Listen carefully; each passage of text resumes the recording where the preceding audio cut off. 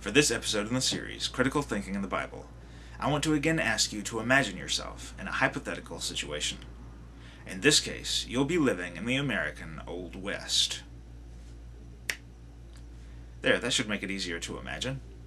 You live in a town in which the law is controlled by Sheriff Joe Blow.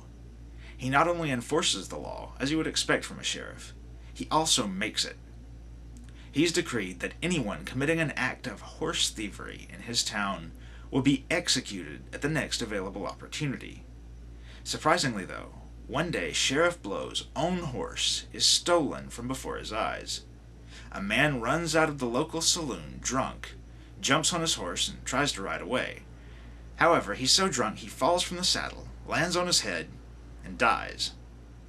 Yet Sheriff Blow says that the man's death wasn't justice because he wasn't executed for his crime. He died of an accident because he tried to ride a horse while drunk. So he says someone has to die for the man's crime of horse thievery. So he arrests the horse thief's son and sentences him to death. Well, over the course of the son's stay in jail, the sheriff gets to know him, and he's not such a bad guy. He doesn't approve of his father's actions and would have stopped him if he could have. So Sheriff Blow decides he does not want to execute the horse thief's son. But he doesn't feel he can just allow him to go and not execute anyone for the crime of horse thieving. So he comes up with a solution.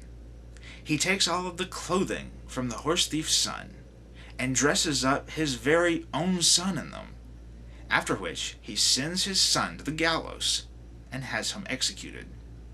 Then he declares that justice has been served because someone was executed for the crime of the horse thief. He then sends the horse thief's son to the gallows and has him executed too. What do you think of Sheriff Blow? If someone told you that he was a wise leader of his community, would you believe them?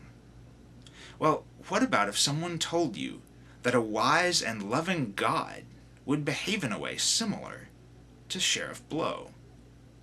The Bible says that God decreed if Adam ate the fruit of the tree of the knowledge of good and evil, he would die, and all of his offspring would die also. But then God decided he didn't want all of Adam's offspring to die because of Adam's sin.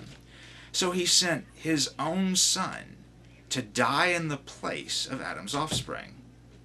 Of course, 2,000 years later, humans are still dying. If a book tells you that a wise and loving God would behave in a way similar to Sheriff Joe Blow, should you believe it? What does your critical thinking tell you?